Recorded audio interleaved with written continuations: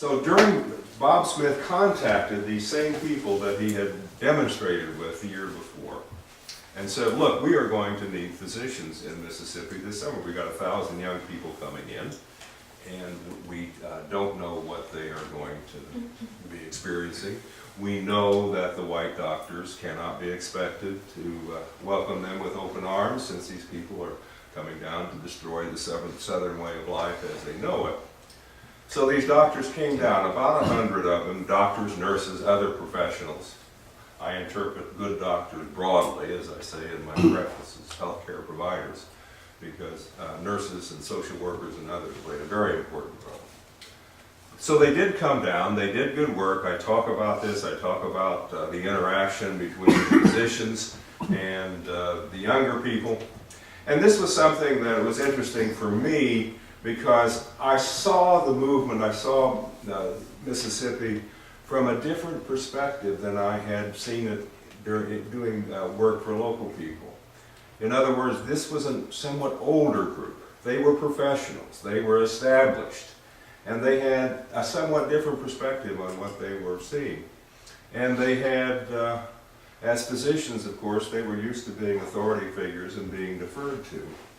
And some of them got educated in a hurry when they got to some of these projects and told these young people they had to clean up their act, clean up the Freedom House, abstain from sex, and take baths. And these people had gone hundreds of miles to get away from that, among other things.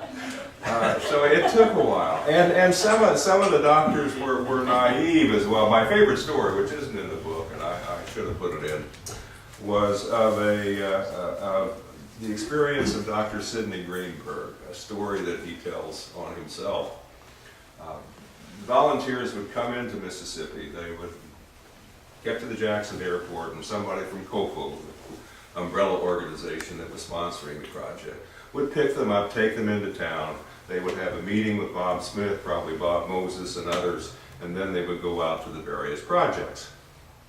So Greenberg was coming in, he says he was coming into town, he was looking around, first time in the Deep South, and he looked at the building and he said, oh, saw a flag, and he says, oh, he said, that's interesting. Is that the British Embassy? And he said, my driver was laughing so hard he almost drove off the road, and said that he would give me a real Confederate flag so that I would be able to have a memento of my visit.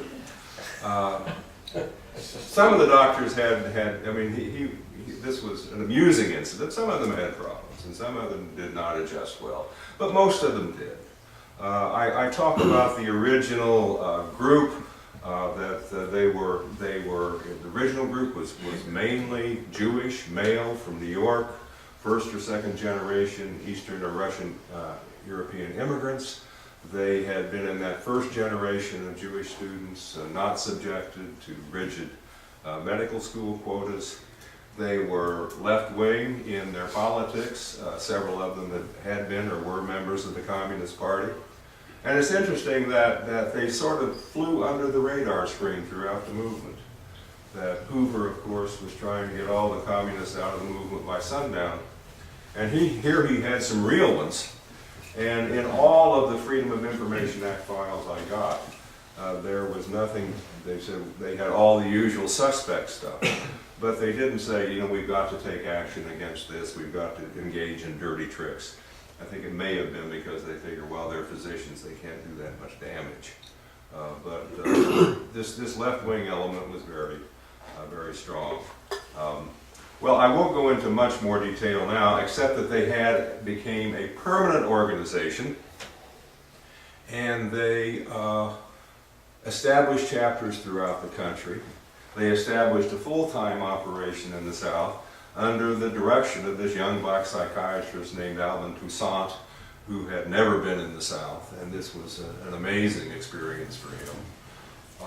The nurses, I featured a couple of them, Phyllis Cunningham and Josephine Disparty, white Catholics who came down from the north for Freedom Summer and stayed, did amazing things. But the focus shifted to the hundreds of thousands of impoverished blacks living in Mississippi who had no health care. So the book begins to take a different turn then when you are looking at the problems of health care as they stem from race, rather than broader issues of the movement. By 1966, due to black power, the decline of projects in the South, and other reasons, the medical committee moves out of the South. They then become an arm of the New Left. Many of the older members who were there for the civil rights phase cease to be active. Newer, younger members come in. The organization, like many organizations, almost comes apart over the Vietnam War. Everybody was opposed to the war, but as in SCLC and other civil rights organizations, they said, we are a civil rights organization. If we add the war to our list of priorities, it's just going to dilute our efforts. The black physicians, King had not come out against the war at this point, so the black physicians were very reluctant to take this on. But the committee did vote to do this in 1966, so they had that aspect. In the local chapters in the North were doing things now in their cities. As one of the leaders of the group said, it seemed rather odd that we were flying over problems in New York in order to get to them in Mississippi. So they had many of them open free clinics, sometimes in cooperation with the Black Panthers. They did occupational health and safety task forces. They were active in prison reform for prisoners' rights. One of the first medical organizations to come out for a woman's right to choose. And they engaged in what was called medical presence. And that is, and they did this in the movement, the idea that whenever there was a demonstration, anti-war, Wounded Knee, Alcatraz, Columbia 1968, the 1968 Democratic Convention, there would always be people there in their white coats and red armbands providing several functions. One, of course, is to patch people up if they got beaten. But especially in Mississippi, when you had this kind of professional presence, sometimes it was an intimidating factor against the mob or the police, who might otherwise have felt that there would be no one observing who could get them into any kind of difficulty.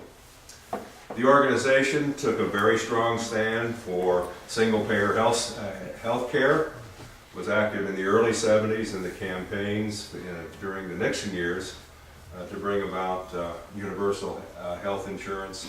And then in the 1970s, as Jacqueline was suggesting, it becomes more and more radical.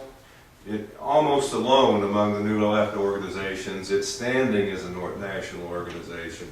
And the last part of the book traces its decline in the 1970s, the subject of various left sectarian struggles. Eventually it was taken over by the Revolutionary Communist Party, and it ended not with a bang but a whimper. I couldn't end the book that way, so I did, bringing it here to North Carolina and to the Greensboro Massacre of November 1979. If you will recall, in that group, when the Klan opened fire on these demonstrators, 3 of the people killed were physicians, and they all had been members of the Durham-Chapel Hill branch of the Medical Committee for Human Rights.